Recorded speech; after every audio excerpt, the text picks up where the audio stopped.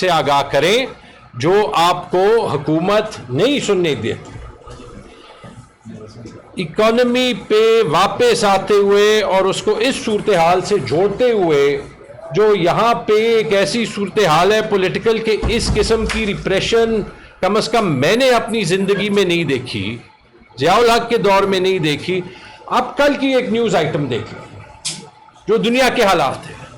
آپ یہی دیکھ لیں کہ کل جو یونائٹڈ عرب ایمریٹس نے اوپیک کا جو تیل کا گروپ ہے وہ چھوڑ دیا, اور اس کی سگنیفیکنس دیکھ لیں ہو کیا رہا ہے.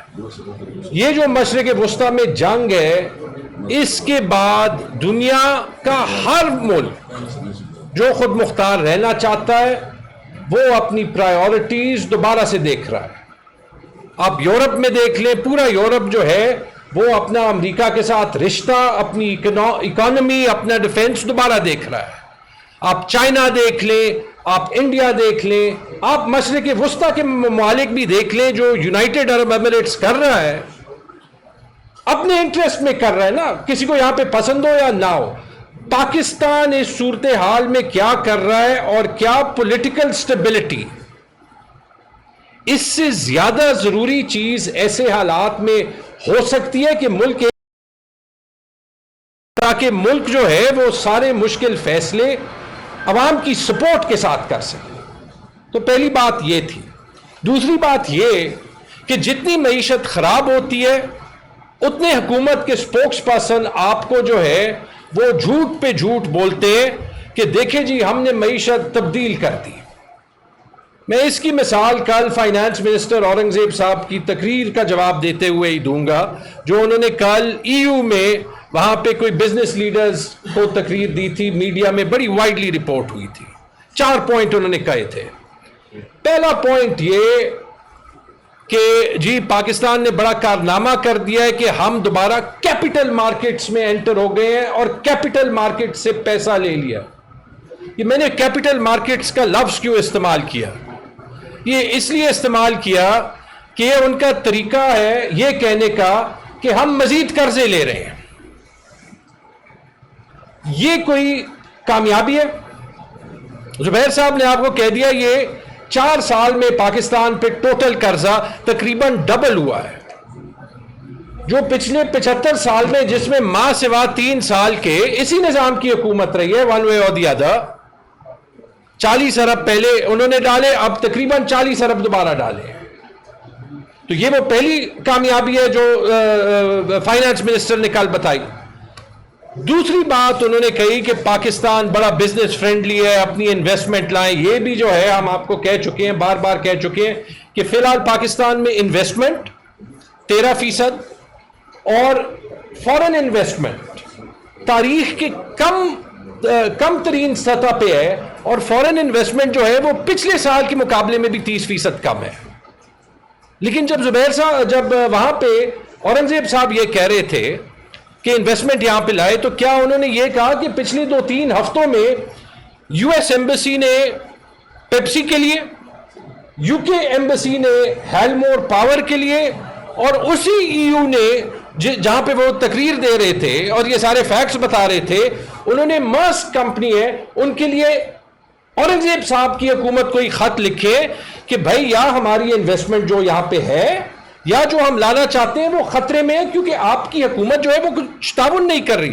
بلکہ جس ای یو کو وہ تقریر دے رہے تھے ان کے یہاں پہ کمرشل ریپریزنٹیٹیو کے لفظ میں نے آپ کو پہلے بھی کہے تھے, یہی انویسٹمنٹ کے لحاظ سے کہ we can bring a horse to water but the horse has to drink, کہ ہم انویسٹمنٹ کے لحاظ سے گھوڑے کو تالاب تک لا سکتے ہیں لیکن پھر گھوڑے نے پینا ہے, اور لگتا ہے کہ پاکستان کی حکومت نہیں چاہتا کہ گھوڑا جو ہے وہ پانی پیے.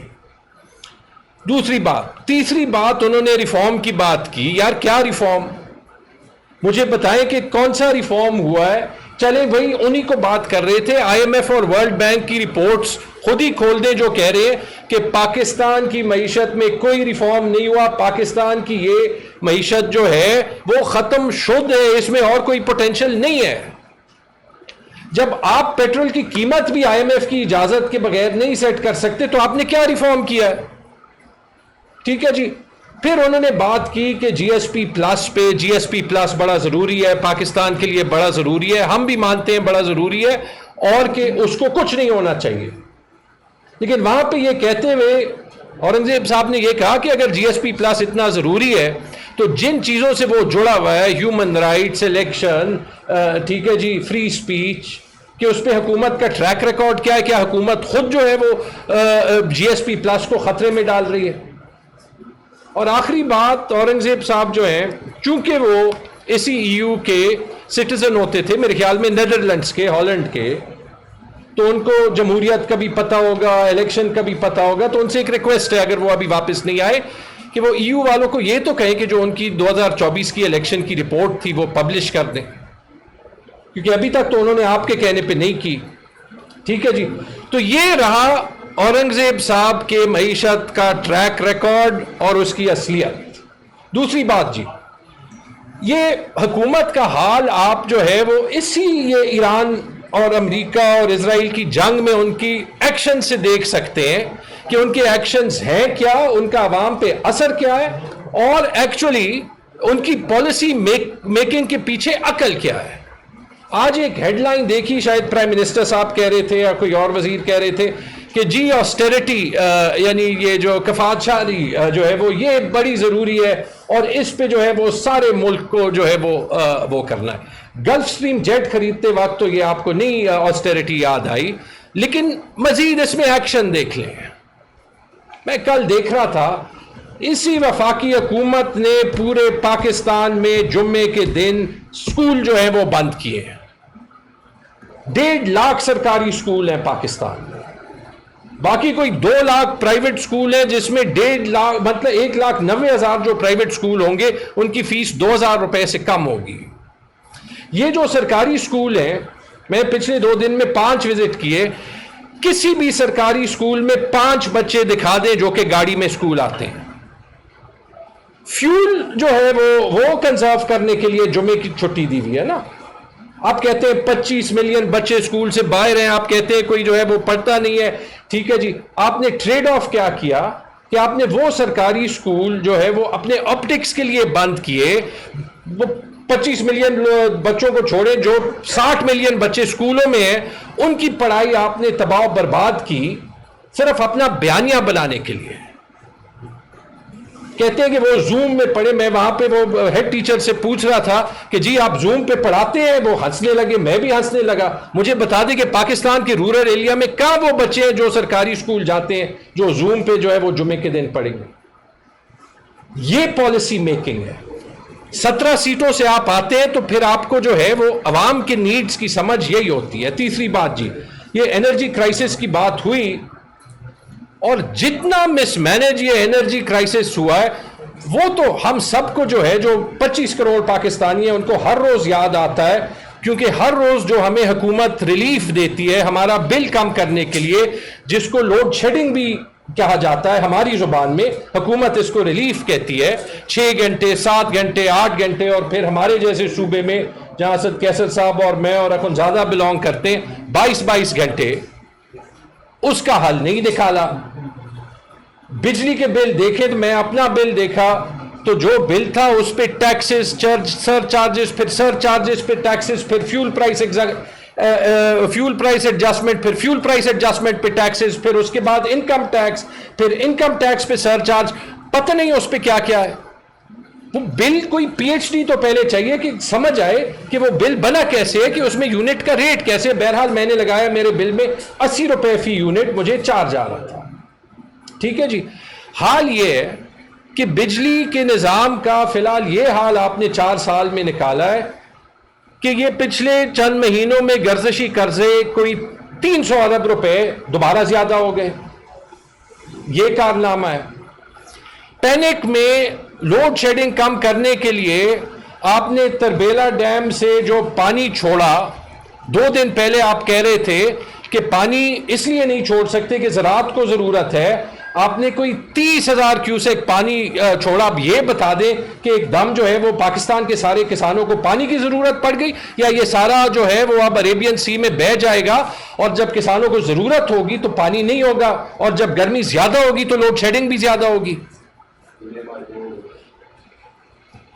علی پرویز ملک صاحب جو وزیر پیٹرولیم ہیں، انہوں نے خود ٹی وی پہ آ کے کہا کہ جو ایل این جی ہے اس کے معاہدے جب ہوئے تھے غلط ہوئے تھے، اس میں میلیفائڈ ہے یعنی بدنیتی ہے، اس کی تحقیق ہونی چاہیے. جب وہ ہم نے ریز کیا تو انہوں نے، میں ابھی ان کی ٹویٹ پڑھ رہا تھا، انہوں نے مجھے نام سے پکار کے کہا کہ عاجزانہ ریکویسٹ ہے کہ تحقیق کر کے جو ہے وہ بات بتائیں. میں بھی جی عاجزانہ ریکویسٹ پیٹرولیم منسٹر سے کرتا ہوں کہ سر تحقیق تو آپ نے کی تھی، ہمیں تو آپ کی قابلیت پہ شک نہیں تھا. آپ نے کہا تھا کہ اس کی تحقیق ہونی چاہیے، اس میں بدنیتی ہے، یہ ایل این جی کے معاہدے میں جو ہے وہ کیپیسٹی پیمنٹ ہے کیونکہ فورس میجر کے بعد بھی جو ہے وہ ہمیں وہ دینے پڑتے ہیں. آپ نے ہی کہا تھا کہ 4.2 ارب روپے پاکستان کے عوام نے دیے اور کہ جو ذمہ دار ہے اس پہ انکوائری ہونی چاہیے. تو یہ تو نہیں ہو سکتا نا کہ مفتاح اسماعیل صاحب آپ کی تنقید کر رہے ہیں تو آپ کا اشارہ صرف ان کی طرف تھا. ہم نے صرف یہ کہا تھا کہ جو وزیر اعظم ہوں گے ان کی بھی تحقیق ہونی پڑے گی، یعنی نواز شریف صاحب کی بھی تحقیق ہونی پڑے گی. اس پہ آپ اتنے ناراض تو نہیں ہو سکتے. آپ اسی پہ جو ہے وہ آگے جاتے جائیں. آج کا ڈیسیجن اور اس کے افیکٹیز پاکستان کا ہر وہ غریب آدمی، مڈل کلاس آدمی جو اسلام آباد، کراچی، لاہور سے باہر رہتا ہے، آج نیپرا کا ڈیسیجن ہے کہ آپ ریونیو بیسڈ لوڈ شیڈنگ نہیں کر سکتے. یہ بار بار یہ ڈیسیجن ہوا ہے کہ آپ کلیکٹیو پنشمنٹ جو ہے وہ نہیں کر سکتے لوڈ شیڈنگ پہ. میرا گھر ہے، میں بل دے رہا ہوں، آپ یہ نہیں کہہ سکتے کہ یہاں پہ اس گاؤں میں اتنے لوگ نہیں دے رہے، اتنے لوگ نہیں دے رہے تو آپ کی بجلی بھی 12 گھنٹے گئی. ایسے تو اسلام آباد، کراچی، لاہور کے علاوہ کہیں بجلی ہوگی نہیں اور صورتحال ہی ہے. پورے پاکستان میں کہاں انویسٹمنٹ آئے گی؟ یہی تو ہمارے صوبے کا مسئلہ ہے، کوئی آواز ہی نہیں اٹھاتا. پاور منسٹری کا جواب کیا تھا کہ یہ ہمیں کرنی پڑے گی کیونکہ 500 ارب روپے کا لاس زیادہ ہوگا. آپ نے 4 سال میں جو آپ کا کام تھا کرنے کا کہ آپ یہ لاسز کم کریں، اس کا کوئی پلان بنائیں، صوبائی حکومتوں کے ساتھ کوئی پلان بنائیں، لاسز کم کریں، صوبائی حکومتوں سے ہیلپ مانگے.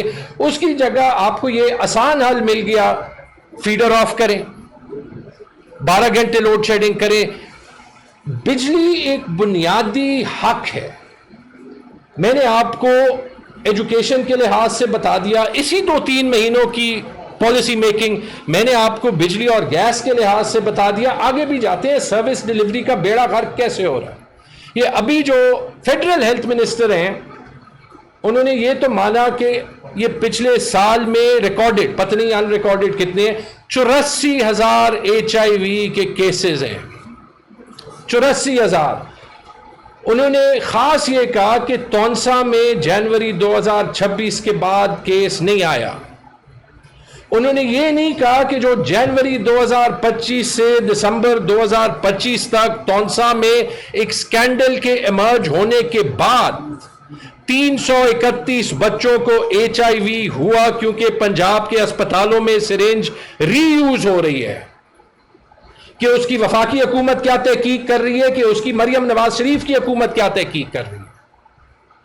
انہوں نے اس سوال کا جواب بھی نہیں دیا کہ اگر پنجاب صحت کارڈ بند نہ کرتا تو انہی سرکاری اسپتالوں کو 6 ارب روپے زیادہ جاتے، ایک سرنج ری یوز کرنے کی ضرورت نہ پڑتی.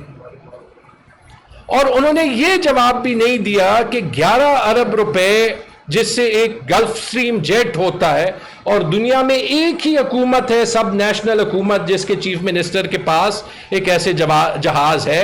امریکہ میں نہیں ہے، انڈیا میں نہیں ہے. کینیڈا کے ایک اونٹاریو کے چیف منسٹر نے لیا تھا، 2 دن میں واپس کر دیا. انہوں نے یہ بھی نہیں بتایا کہ 11 ارب روپے میں کتنے سنگل یوز سرنج ہوتے ہیں.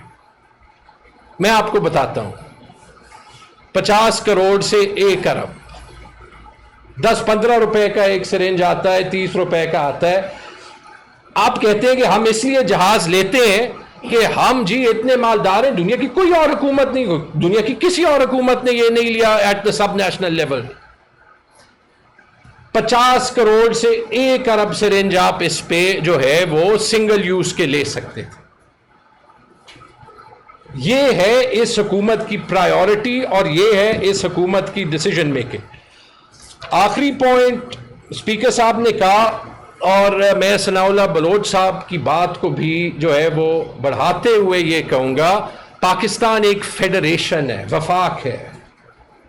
آپ اگر جو پاکستان کو حکمرانی پاکستان پہ کرتے رہے ہیں پچھلے 80 سالوں میں تھرو آؤٹ، آپ اگر صرف یہ وفاق کا مطلب سمجھتے تو جو تقریر ثناء اللہ بلوچ صاحب نے کی وہ نہ کرنی پڑتی. آپ بلوچستان کی آبادی دیکھ لیں، آپ ان کے سوئی گیس کے وسائل دیکھتے، آج بلوچستان پاکستان کا دبئی ہوتا یا ابو دھابی ہوتا یا عمان ہوتا، ترقی پورے پاکستان میں ہوتی. یہی صورتحال جو ہے وہ خیبر پختونخوا میں، اور جب ہم خیبر پختونخوا کی حقوق کی بات کر رہے ہیں، ہم وہاں پہ وہ سچویشن نہیں چاہتے جو ثناء اللہ بلوچ صاحب نے کہا کہ بلوچستان میں آج ہے. سیٹیں سر ہماری بھی بکی ہیں، صرف بلوچستان میں نہیں بکی. مجھے پی ایم ایل این میں ہی میرے رشتہ داروں نے کہا ہے، اب ان کی بات ہے کہ میری سیٹ 10 کروڑ پہ بکی ہے، عرب کی تو نہیں، لیکن یہ کم از کم ان کی جو ہے وہ بات ہے. یہ آپ دیکھ لیں، خیبر پختونخوا آپ کو 45% تیل دیتا ہے، 45% کروڈ آئل پاکستان کا خیبر پختونخوا میں پیدا ہوتا ہے. جو اس کے ٹیکس کا حصہ ہے وہ خیبر پختونخوا کو نہ دینے کے بجائے آپ سیلز ٹیکس جو ہے وہ پیٹرولیم پہ لگاتے ہی نہیں ہیں، آپ اس کے بجائے آپ یہ پیٹرولیم لیوی لگاتے ہیں تاکہ سارے پیسے آپ اپنے پاس رکھیں. خیبر پختونخوا کو آپ کیا دیتے ہیں؟ خیبر پختونخوا 15% گیس دیتا ہے. ہماری ڈومیسٹک یوز بھی ساری کور ہو سکتی ہے، ہماری انڈسٹری بھی ساری کور ہو سکتی ہے.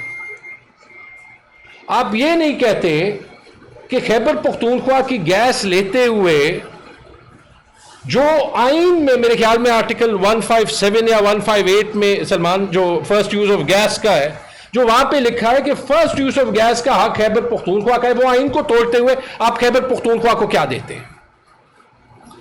بجلی، تربیلا کی بجلی میرے حساب سے تو 1 یا 2 روپے میں پر یونٹ بنتی تھی. مجھے آج عمر ایوب خان صاحب نے کہا ہے کہ 5 روپے تک شاید ہے، جو بھی ایگزیکٹ فگر ہے.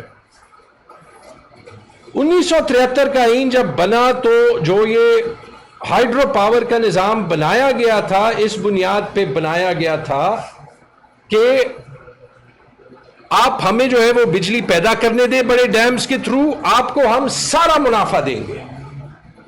اس فارمولہ کے تحت منافع ہوتا تو خیبر پختونخوا کو ہر سال 1000 ارب سے زیادہ یا منافع ملتا، یا وہاں پہ بجلی سستی ترین ہوتی، اور پاکستان کا جو انڈسٹریل ہب ہے وہ خیبر پختونخوا ہوتا. ہر انڈسٹری خیبر پختونخوا میں بیسڈ ہوتی، ٹیررزم کا سوال ہی نہ ہوتا. آپ نے ہماری پانی کی بجلی 50 سال لے کے جو ہزاروں ارب کے اے جی این قاضی فارمولا کے ڈیوز ہیں وہ نہ دیتے ہوئے یہ بھی کہتے ہیں کہ جو جنگ کے لیے دہشت گردی کی جنگ کی مد میں ہمیں 1% ملتا ہے، جو جب آپ شہباز شریف خود این ایف سی میں بیٹھے تھے تو اس این ایف سی کی ڈاکیومنٹ میں لکھا تھا کہ اگر ہم اس کے 10 گنا زیادہ پیسے بھی دیں خیبر پختونخوا کا نقصان نہیں پورا ہوگا. آپ اس کو ایک احسان کے طور پہ ہمیں جو ہے وہ ہمارے منہ پہ وہ ڈالتے. آپ اس کے علاوہ دیکھ لیں کہ جو معاہدہ آپ کے پرائم منسٹر نواز شریف نے خود 2016 میں این ایچ پی پہ سائن کیا، اس کے تحت 100 ارب روپے کے اریئرز ہیں تقریباً. قبائلی اضلاع کی آپ نے بات کی، 2017-18 میں آپ ہی کی سرتاج عزیز کمیٹی کی رپورٹ تھی جس نے کہا کہ 3% این ایف سی کا شیئر ہر سال جو ہے وہ خیبر پختونخوا کو ملے گا. 3% چھوڑیں، 2% چھوڑیں، 1% چھوڑیں، خیبر پختونخوا میں قبائلی اضلاع کے سٹاف کے تنخواہوں دینے کے لیے بھی 60 ارب روپے ہم خیبر پختونخوا کے باقی بجٹ سے دیتے ہیں قبائلی اضلاع کے ملازمین کو، تاکہ پاکستان میں استحکام ہو. یہ کرائسس ہے جی. میں یہاں پہ ختم کرتا ہوں، یہ باتیں کنٹینیو ہو سکتی ہیں. بہت شکریہ جی، بڑی مہربانی. وہ بھی لوگ ہماری پریس کانفرنس. ہاں جی، بہت شکریہ.